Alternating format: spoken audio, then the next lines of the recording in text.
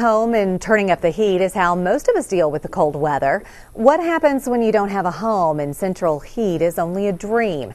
That is the reality for a small community in Beaumont, struggling to survive each day, no matter the weather. According to a study, on a single night in January last year, there were nearly 30,000 homeless people in Texas, about 5% of the homeless population in the United States. Some of them live right here in Beaumont. KFDM's Haley Bull got a first-hand look at how they survive. She joins us now in the studio with more. Haley?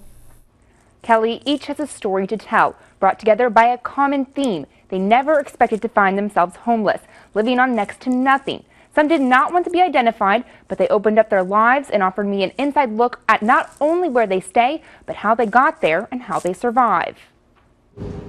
It's not far removed from the streets of Beaumont.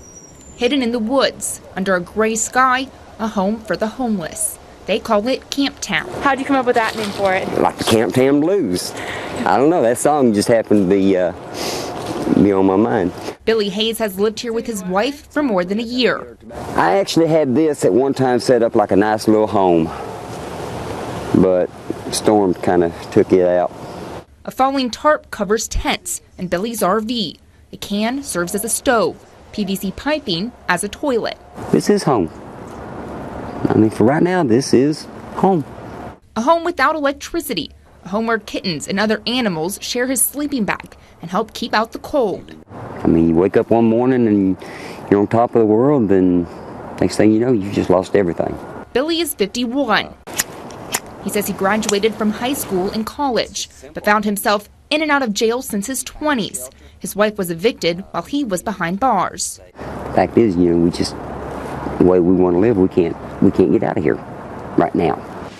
He gets out to walk miles for meals when he doesn't have food. Crossing the railroad tracks where nearly a dozen other homeless live. It's really rough out here. It gets bad. There's times we don't get to eat for 2-3 days at a time. This time, Martin and his wife were able to cook some potatoes for dinner. We was living in a nice 5-bedroom house, living good. We was warm, lights, water, gas. Now we're down to nothing. We have nothing. Nothing but a fire taking the edge off the cold. Both blame life choices for putting them here. Now it's like on a day-to-day basis, we have to wonder what we're going to eat, what clothes we're going to wear, how we're going to get them clean, stuff like that. Stuff I never thought I'd have to really actually worry about. It's a life that's not foreign to 23-year-old Martin. I've been out on the street since I was, I want to say, around about 14, but I've been off and on. I've never actually had a steady home growing up, so.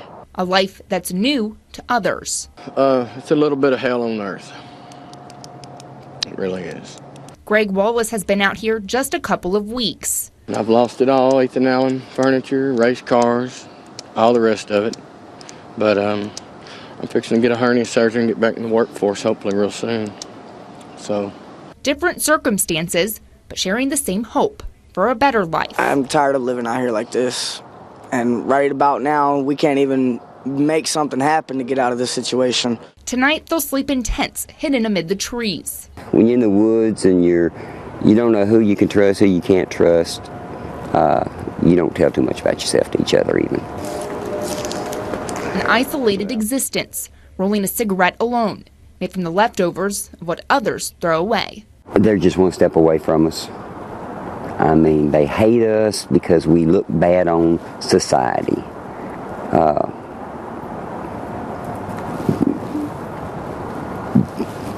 It hasn't been that long really back since the biggest majority of us was just like them. Billy is like many at the camp. He says his situation isn't permanent and he plans to get out of the camp at some point. So Haley, as we go into the holiday season, what are their outlook? It's a place you probably wouldn't expect to find any hope, a real hopeless place, but there was actually a lot of optimism. A lot of them said the dream of a better life kept them going, and they were even cracking jokes when I was out there with them. Yeah, so they had a pretty good outlook for, what they're dealing with right now. Yeah, we have an overwhelming response to the stories you've put on the last couple of nights. Facebook, calls, emails. What can Southeast Texans do to rally behind some of these people that would like to help them? Well, there's a lot of places they can donate throughout the area. One is Henry's Place in downtown Beaumont. They'll accept blankets, gloves, clothing, money, and we've put their contact information online if anyone would like to help with that. All right, Haley, thank you very much. Good work.